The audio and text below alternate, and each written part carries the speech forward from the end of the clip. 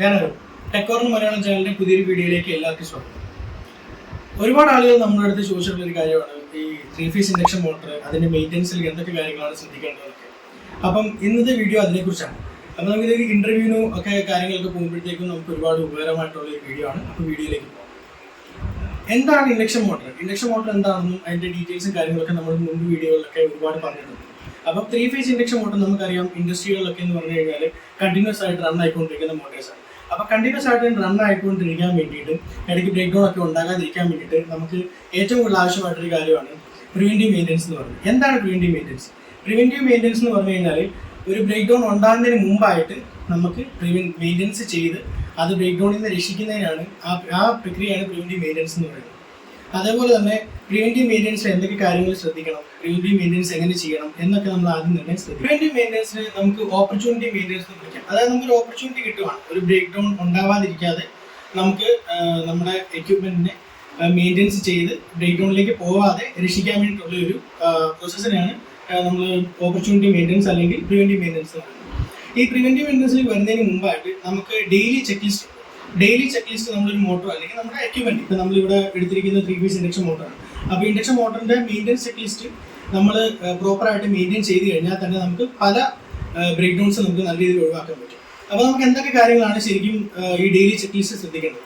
ഒന്നാമത്തേത് അബ്നോർമൽ സൗണ്ടാണ്. Abnormal sound ഇപ്പോൾ നമ്മൾ ഡെയിലി ഇപ്പോൾ ഫിസിക്കലി നമ്മുടെ മോട്ടർ ചെക്ക് ചെയ്യുന്ന സമയത്ത് അബ്നോർമൽ സൗണ്ട് എന്തെങ്കിലും ഉണ്ടെങ്കിൽ നമുക്ക് പെട്ടെന്ന് തിരിച്ചറിയാൻ പറ്റും. അതായത് നമ്മളിപ്പം കുറേ നാൾ കൂടിയിട്ട് ഒരു മോട്ടറിനെ ചെക്ക് ചെയ്യുകയാണ്, ഇൻസ്പെക്ട് ചെയ്യുകയാണെന്നുണ്ടെങ്കിൽ അതിന്റെ നോർമൽ സൗണ്ട് മുമ്പിലത്തെ എങ്ങനെയാണെന്ന് നമുക്ക് കണ്ടുപിടിക്കാൻ പറ്റില്ല.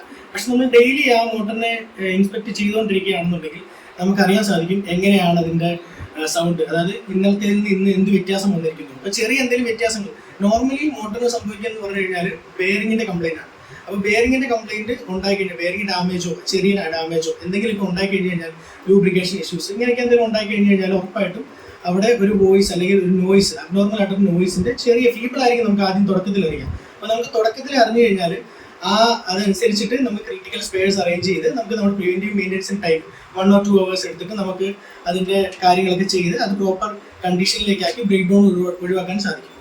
ഇനി രണ്ടാമത് നമുക്ക് അബ്നോർമൽ വൈബ്രേഷൻ, അതായത് വൈബ്രേഷൻ ഇപ്പം എന്തെങ്കിലും ഇഷ്യൂസ്, ഇപ്പം ഇത് കണക്ട് ചെയ്തിരിക്കുന്ന എന്താ പറയുക ഇതിന്റെ ബേസിൽ എന്തെങ്കിലും പ്രശ്നം, അല്ലാന്നുണ്ടെങ്കിൽ മൊത്തത്തിൽ മോട്ടറിന് എന്തെങ്കിലും ഇഷ്യൂസ്, ബെയറിംഗ് ഇഷ്യൂസ്, അങ്ങനെ എന്തെങ്കിലുമൊക്കെ ഇഷ്യൂസ് കൊണ്ട് നമുക്ക് വൈബ്രേഷൻ ഉണ്ടാവാനുള്ള സാധ്യതയുണ്ട്.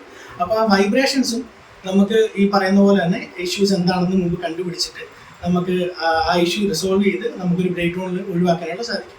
പിന്നെ മോസ്റ്റ് ഇമ്പോർട്ടൻ്റ് ആയിട്ടുള്ള കാര്യമാണ് ടെമ്പറേച്ചർ. നമ്മളൊരു മോട്ടറിൽ എന്തെങ്കിലും ഇഷ്യൂസ് കാര്യങ്ങളൊക്കെ വന്നു കഴിഞ്ഞാൽ അതിന് ടെമ്പറേച്ചർ ഇൻക്രീസ് ചെയ്യാനുള്ള സാധ്യതയുണ്ട്. എന്തെങ്കിലും സ്പെയർസ് കാര്യങ്ങളൊക്കെ ഡാമേജ് ആയിട്ടുണ്ടെങ്കിലും ടെമ്പറേച്ചർ ഇൻക്രീസ് ചെയ്യാൻ സാധിക്കും. അപ്പം നോർമലി നമുക്ക് ഈ പറഞ്ഞ ടെമ്പറേച്ചറൊക്കെ ഇപ്പോൾ ഡിസ്പ്ലേയിൽ കാണിക്കുന്ന കാര്യങ്ങളൊക്കെ വന്നിട്ടുണ്ട്. അതല്ല എന്നുണ്ടെങ്കിൽ നമ്മളിപ്പം ഒരു ബേസിക് ലെവലിൽ ചിന്തിക്കുകയാണെന്നുണ്ടെങ്കിൽ നമുക്ക് ജസ്റ്റ് നമ്മുടെ കൈ വെച്ച് നമുക്ക് ടച്ച് ചെയ്ത് നമുക്ക് ചെക്ക് ചെയ്യാൻ പറ്റും നോർമൽ ടെമ്പറേച്ചർ ആണോ, അത് ടെമ്പറേച്ചർ എന്തെങ്കിലും ഇൻക്രീസ് ആയിട്ടുണ്ടോ. അപ്പം ഞാൻ പറഞ്ഞില്ലേ, ഇപ്പോൾ ഡെയിലി നമ്മൾ ഫിസിക്കലി ചെക്ക് ചെയ്യുകയാണെന്നുണ്ടെങ്കിൽ നമുക്ക് അറിയാൻ പറ്റും ഇന്നലത്തെക്കാട്ടിൽ ഇന്ന് ടെമ്പറേച്ചർ കൂടിയിട്ടുണ്ടോ. അപ്പോൾ ചെറിയ എന്തെങ്കിലും വേരിയേഷൻ ആണെങ്കിൽ പോലും നമുക്ക് പെട്ടെന്ന് കണ്ടുപിടിച്ച് സോർട്ട് ഔട്ട് ചെയ്യാൻ പറ്റും. ഇപ്പം അല്ലാതെ ഇപ്പം എന്തെങ്കിലും എക്യുപ്മെന്റ്സ് വെച്ചിട്ടാണെങ്കിൽ നമ്മളിപ്പോൾ മെഷർ ചെയ്യുകയാണെന്നുണ്ടെങ്കിൽ അല്ലാതെ നമുക്ക് അറിയാൻ പറ്റും ഏത് കമ്പനിയുടെ മോട്ടർ ആണെങ്കിലും അതിൽ ഫുൾ ലോഡിലും നോ ലോഡിലും എത്ര ടെമ്പറേച്ചർ വരാൻ സാധിക്കും എന്നൊക്കെ ഇപ്പം നമുക്ക് ഓൺലൈനിൽ അവൈലബിൾ ആയിട്ടുള്ള കാര്യമാണ്. അടുത്തൊരു ടൈപ്പ് ഓഫ് മെയിൻ്റെനൻസ് ആണ് ഷട്ട് ഡൗൺ മെയിൻ്റെനൻസ് എന്ന് പറയുന്നത്. ഷട്ട് ഡൗൺ മെയിൻ്റെനൻസ് നമുക്ക് പ്ലാന്റ് മെയിൻ്റെനൻസ് എന്ന് പറയാം. അതായത് ഇപ്പം പ്രിവെന്റീവ് മെയിൻ്റെനൻസ് നമ്മൾ എടുക്കുന്ന ടൈം എന്ന് പറഞ്ഞു കഴിഞ്ഞാൽ 1 or 2 hours അല്ലെങ്കിൽ 3 hours ഒക്കെ ആയിരിക്കാം. പക്ഷെ നമ്മളിപ്പോൾ പ്ലാന്റ് മെയിൻ്റെനൻസ് അഥവാ നമുക്ക് ഷട്ട് ഡൗൺ മെയിൻ്റെനൻസ് നമുക്ക് കിട്ടുന്നത് കുറച്ച് ഡേയ്സ് ആയിരിക്കും, ചിലപ്പം കുറച്ച് 10 ദിവസം അല്ലെങ്കിൽ 15 ദിവസം. അതും സംഭവിക്കുന്ന once in 6 months അല്ലെങ്കിൽ once in a year, അതായത് 1 വർഷത്തിൽ ഒരിക്കലോ അല്ലെങ്കിൽ 6 മാസത്തിൽ ഒരിക്കലോ ഒക്കെ ആയിട്ടാണ് ഈ ഷട്ട് ഡൗൺ മെയിൻ്റെനൻസ് നടക്കുക. അത് പ്ലാന്റ് മെയിൻ്റെനൻസ് ആയതുകൊണ്ട് തന്നെ നമുക്ക് അറിയാൻ സാധിക്കും എപ്പോഴാണ് ഈ മെയിൻ്റെനൻസിന്റെ ഷെഡ്യൂൾ സ്റ്റാർട്ട് ആവുന്നത്, എപ്പോൾ വരയ്ക്കും നമുക്കുണ്ട്. അപ്പോൾ അതിനനുസരിച്ച് നമുക്ക് പ്ലാൻ ചെയ്യാൻ പറ്റും എന്തോരം രീതിയിൽ നമുക്ക് ഡേ 1 എന്ത് ചെയ്യാൻ പറ്റും മെയിൻ്റെനൻസ്, ഡേ 2 നമുക്ക് എന്ത് ചെയ്യാൻ പറ്റും. അപ്പം കുറച്ചുകൂടെ പ്രോപ്പറായിട്ട് നമുക്ക് എല്ലാ മെയിൻ്റെനൻസും നമുക്ക് ചെയ്യാൻ പറ്റും. അപ്പം ഈ വീഡിയോ എല്ലാവർക്കും ഉപകാരപ്രദമാകും എന്ന് വിചാരിക്കുന്നു. അപ്പം ഇനി ഇതുപോലുള്ള വീഡിയോകൾക്ക് വേണ്ടി ഞങ്ങളുടെ ചാനൽ സബ്സ്ക്രൈബ് ചെയ്യുക. അതേപോലെ തന്നെ നമ്മൾ അപ്ലോഡ് ചെയ്യുന്ന വീഡിയോകൾ പെട്ടെന്ന് തന്നെ നിങ്ങൾക്കിലേക്ക് എത്താൻ വേണ്ടി ആ ബെല്ലൈക്കൺ കൂടി പ്രസ് ചെയ്യുക.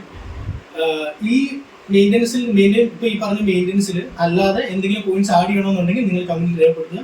Thank you.